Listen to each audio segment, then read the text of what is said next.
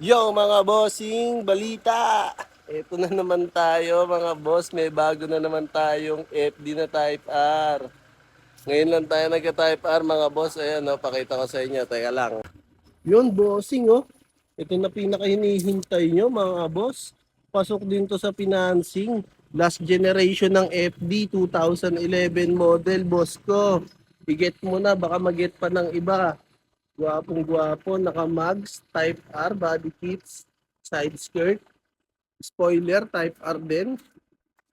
Yan, boss. Octagon taillight, Grady na muffler. Yan, chambered.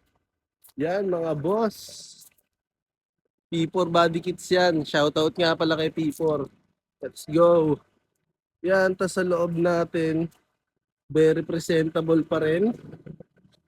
Yun, oh. Makikita nyo, stock seat. Sa natin. Yan, malinis yung mating. Carbon. Yun, 10 inches din yung monitor. Yun, malinis. Yun. Lagi lang tayong clean look pag dito mga boss. Masasabi mo talagang sariwa. Wasari. At yung mga nag-aantay dyan sa unit natin, huwag na kaya magdalawang isip, bossing. Kunin nyo na, tapos nandito pa yung isang unit natin.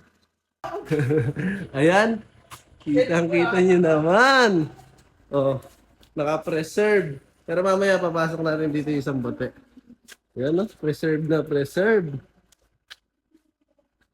Yung mga nag-aantay dyan, no? Kumpletuhin nyo na yung requirements nyo, bossing. Bahala kayo, maunahan na naman kayo. Kasi ito sa Type R natin, ganun pa din. Open for financing. Tapos, iwan ko na lang sa description, sa comment section, yung monthly niya at down payment. Okay? Pero, may gusto na kasi magpa-reserve na to. Kino-confirm lang namin kay financing yung mga requirements na kailangan. Kasi nasa ibang bansa rin si Sir, citizen na siya sa Canada. Ngayon, ko-confirm na lang namin kung ano yung pinakakulang niyang requirements. Yan, boss. Boss Sian, ito na ulit. Kitang-kita mo naman sa maliwanag kung gaano kakinis to. Yan, no? Nagre-reflect.